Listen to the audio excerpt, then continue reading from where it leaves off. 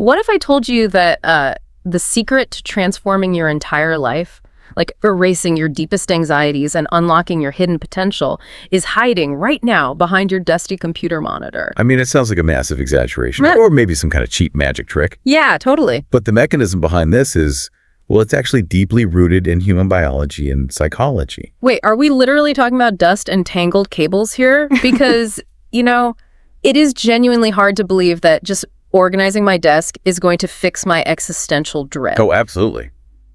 It's wild, but it works. Well, within the next 15 minutes, you're going to learn exactly how fixing one small thing in your immediate physical environment can completely rewire your brain and, honestly, eliminate so much unnecessary suffering from your daily routine. So, welcome to English Learning Podcast for daily life, real conversation, and easy listening practice. And this deep dive is designed specifically for you. We know you are a driven English learner, someone who isn't just looking to, casually pass the time. You're someone who wants to master advanced vocabulary while simultaneously learning actionable, high-level life discipline. Absolutely. And because this is all about taking action, I want to challenge you, the listener, right from the start. Speak out loud with us today. When we give you a chance, repeat the phrases. Getting the words out of your mouth is how you build real fluency and confidence. It really is the best way to learn. Yeah, so let's look at the actual numbers of what we are doing today. We are going to explore 3 major life shifts. We will master 5 high-level vocabulary words, and we are going to reclaim exactly 50% of your life. That's a huge promise. It is. That is a total of 4 critical points we will cover to transform your reality. It's an ambitious agenda, for sure, but it builds perfectly on itself. We're going to examine concepts like how to truly get your act together. Oh, that's a great idiom. But that leaves us with a massive question hanging in the air. How exactly does a messy, disorganized desk cause actual physical pain in your life? Right. It seems so disconnected. Yeah.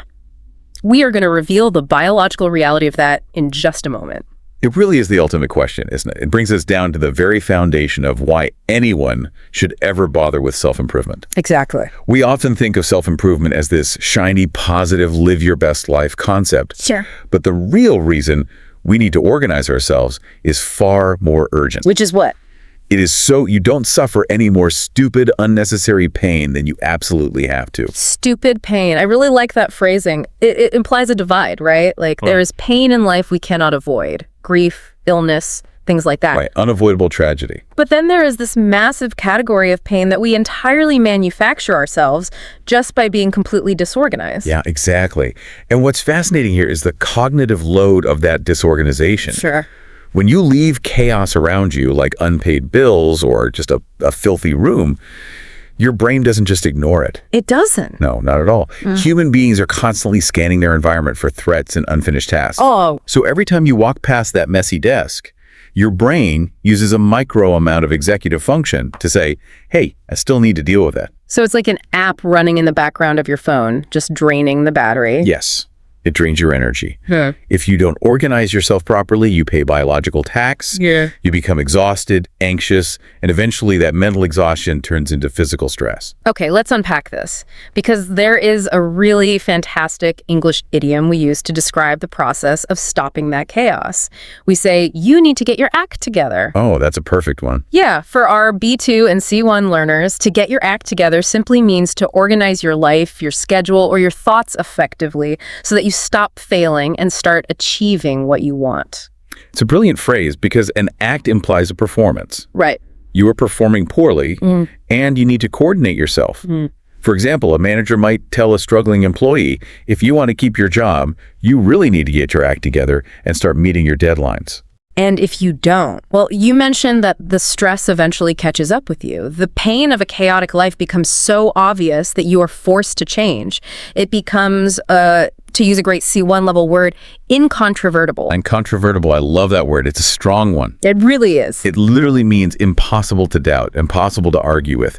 The truth is so solid that no amount of debating can change it. Exactly. So you might say, The video evidence of the crime was incontrovertible. You can't argue with it. Right. When you are suffering intense anxiety because you keep avoiding your responsibilities, the need to get your act together becomes incontrovertible. And yet people still resist it because changing your habits feels monumental. It's scary. It's like you are carrying this massive, heavy backpack full of rocks everywhere you go. Yes, great analogy. And you're constantly complaining to your friends, oh, my back hurts, my shoulders ache, life is so difficult. But when someone suggests you just take the backpack off, you refuse. Because you're used to the rocks. Exactly. The rocks are your disorganized habits. You are choosing to carry them. That is exactly the dynamic. Yeah. But knowing you need to take the backpack off and actually doing it are, well, they're two very different things. Very true. If the thought of completely changing your life feels overwhelming, where do you actually start without panicking? Yeah.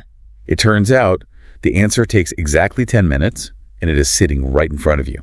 I am so glad we are pivoting to this because fixing your life is way too abstract. I mean, where do you even start?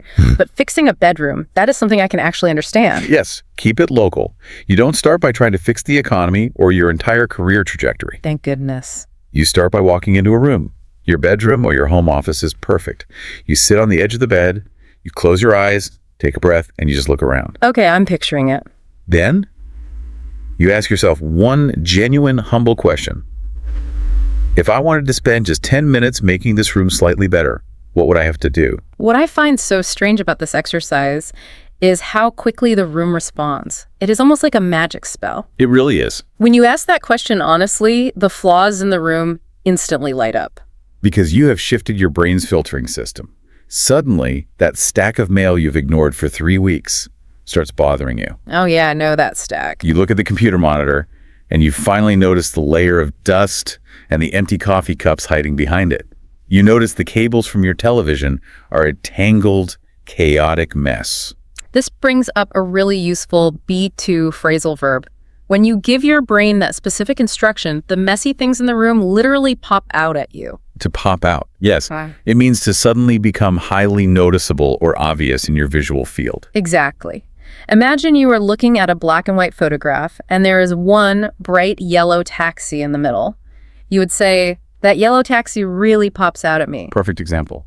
In this case, the tangled cables and the unpaid bills pop out. They are practically shouting at you to fix them. And here is where the psychological magic happens. Fixing those cables doesn't just make the room look nicer. It proves to your brain that you are capable of imposing order on chaos. That's huge. It is. It builds immediate self-efficacy. Okay, let's actually put this into practice. But sometimes diving into a mundane chore like untangling cables can feel a bit, tedious. Oh, definitely. A great psychological trick is to lower your cognitive resistance by pairing the chore with something pleasant, like light conversation. That's a great strategy. So let's take a quick break to practice your speaking. I want you, the listener, to imagine you are untangling those messy computer cables with a partner.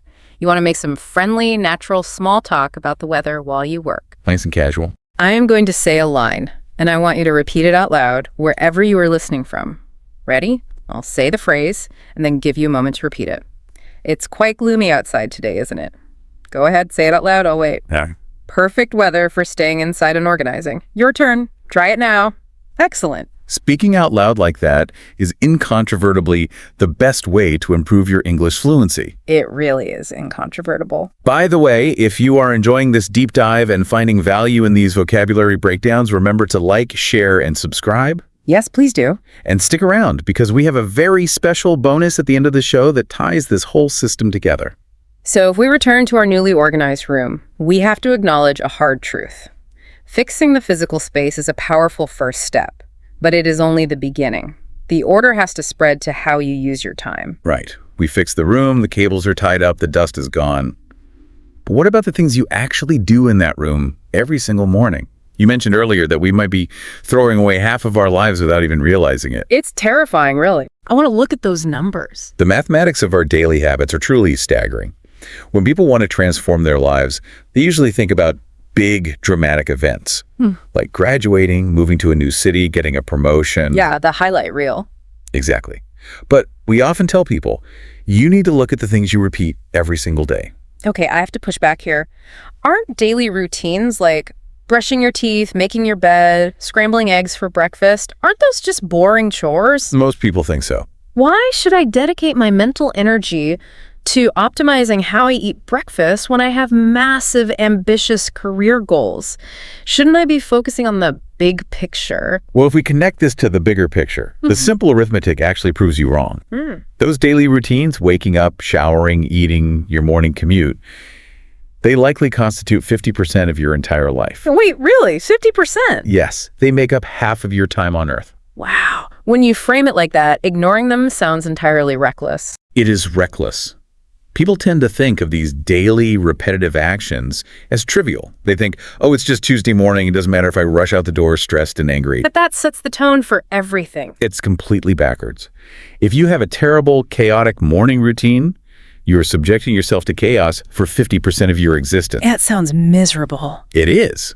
By ordering your daily habits, making 100 tiny adjustments to how you wake up and prepare for the day, you systematically remove traps from your life. Let's focus on two excellent B2 vocabulary words you just brought up, which perfectly describe how people mistakenly view their daily routines. The words are mundane and trivial. These are crucial words for expressing nuance in English. Mundane describes something that is very ordinary and therefore not very interesting or exciting. So, for example, you might say, sorting through my email inbox is an incredibly mundane task, but if I don't do it, I'll miss important messages. Yeah. It's not necessarily unimportant, it's just boring. Exactly. Whereas trivial means having very little value, importance, or significance. Right. Here is a clear example sentence for trivial. The couple had a huge argument over a completely trivial issue, like who forgot to buy milk. Yeah, it implies the thing shouldn't matter at all. And the brilliant insight here is that your mundane tasks, like cleaning your room or making breakfast, are not trivial. Not at all. They are deeply profound. Wow. In fact, Carl Jung, who is a highly respected psychological pioneer, he had a fascinating perspective on this. He believed that human beings are fundamentally flawed and chaotic. Sure, that makes sense.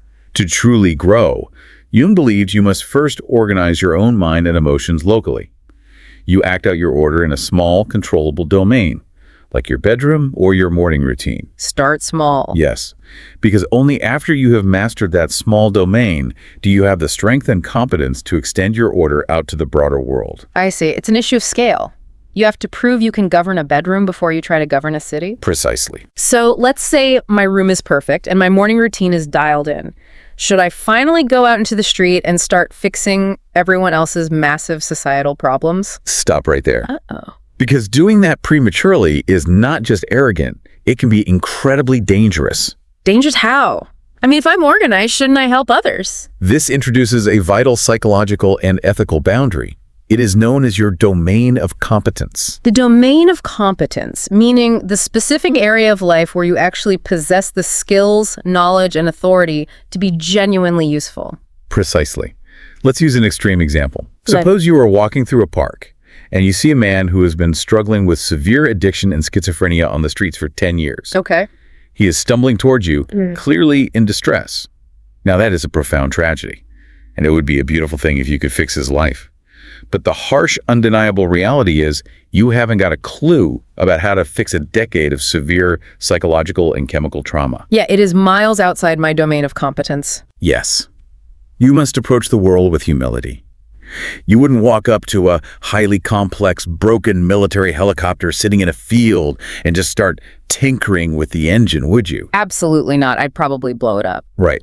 You don't know the first thing about helicopter mechanics. If you try to fix it, you will absolutely make the engine worse, or you will trigger something and get yourself killed. That is such a vivid image, and it is the perfect moment to introduce a wonderful, very natural English phrasal verb, which is to muck about. Oh, to muck about. Good one. It means to behave in a silly, amateurish way, or to interfere carelessly with something you don't fully understand. So, applying it to our examples, if you muck about with a broken helicopter engine, you're going to cause an explosion. Oh, definitely. Or, in an office setting, please don't muck about with the servers. You might delete all our files. And applying that back to human suffering, if you muck about with a deeply complex social issue or a severely troubled person without the proper psychological training, it is very likely you will make their situation worse. And you could get pulled into their chaos and get hurt yourself. Exactly. Just because you can see a problem does not mean you are equipped to solve it. You have to find the problems you can actually solve without causing a disaster. And this is exactly why organizing your room and your mundane routines is so powerful. Yes. It is completely safe. You have total authority over your desk, and you can start doing it instantly. In fact, you can do it at the drop of a hat. Another fantastic English idiom. At the drop of a hat means doing something immediately without needing any hesitation, special permission, or complex planning. For example, my brother loves surfing so much, if he hears the waves are good, he will leave for the beach at the drop of a hat. That's a great example. You don't need a committee meeting to clean your room. You can do it at the drop of a hat. But here's where this whole concept gets really interesting. Okay, where are we going? We've talked about the psychology of cleaning a room, but why does setting an aim like deciding to organize a space actually change how your eyes and brain perceive the world? Because the human mind is a deeply strange and highly selective mechanism. How so? Reality is just too complex to process all at once. Millions of bits of data are hitting your eyes every single second. Right, it's overwhelming. So your brain has to filter it. And how does it choose what to show you? As soon as you give your mind a genuine aim, a real goal, it literally reconfigures your visual and physical reality to highlight things that match that aim. Wait, are you saying I literally only see what I aim at? That sounds a bit mystical, honestly. I know it sounds that way, but it isn't mystical at all. It's a proven biological reality of how human visual attention and the reticular activating system work. Okay. Your brain physically turns down the volume on irrelevant information so it can dedicate processing bandwidth to your goal. This reminds me of that incredibly famous psychology experiment, you know, the one with the basketballs and the gorilla? Oh yes, it is the ultimate proof of this neurological filtering. For those who don't know it, can you explain? Sure. In this classic experiment, researchers asked people to sit down and watch a video of two teams playing basketball. One team is wearing white shirts and the other team is wearing black shirts. Okay, simple enough. But the viewer is given one very specific aim. They are told to count exactly how many times the team in the white shirts passes the ball. So you are sitting there intensely focused on the white shirts.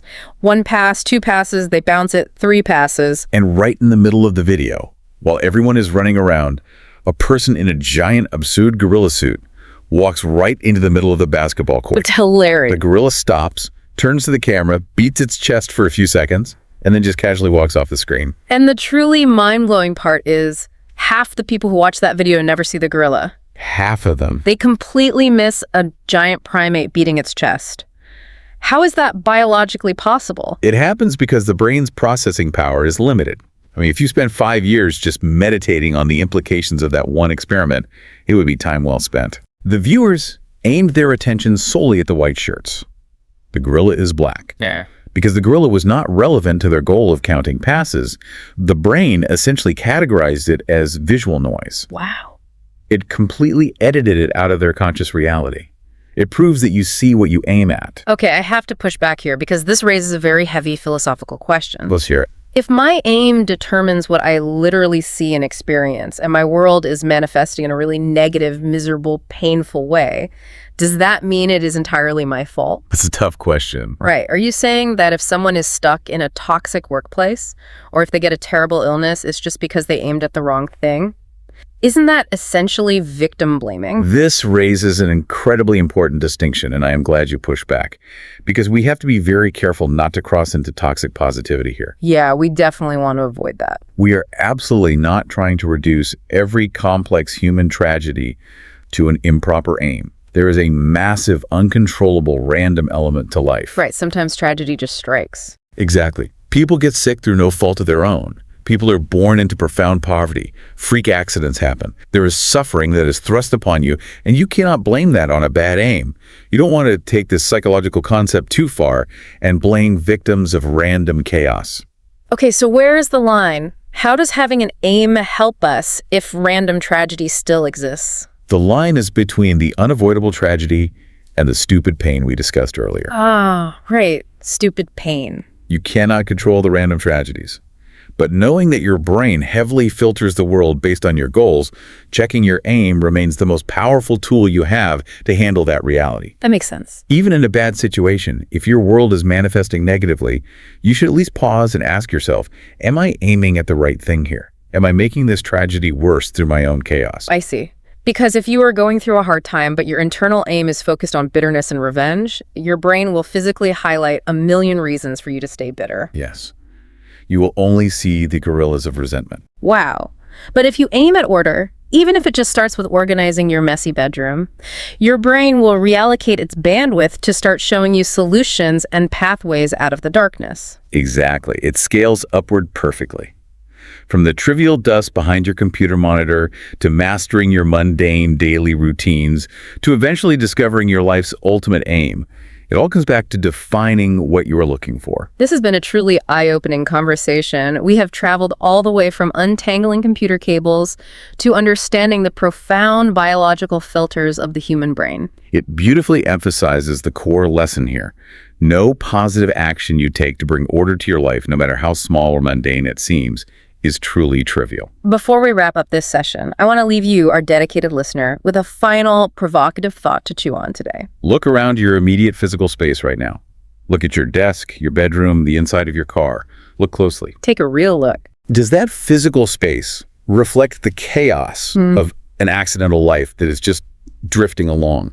Or does it reflect the sharp, intentional order of someone who knows exactly what they're aiming at? That is a powerful question to ask yourself as you go about your day. And as promised, here is your special end-of-episode bonus tip. The secret weapon. Exactly. We know starting a new habit is hard. So anchor your new 10-minute organizing habit to something you already do perfectly every single day, like drinking your morning coffee. Ah, I love this. Tomorrow, take a sip of your coffee, fix one small thing in your room, take another sip, and watch your life transform without any extra willpower. Habit stacking like that is a brilliant way to build automatic consistency. Speaking of consistency, I have a final challenge for you.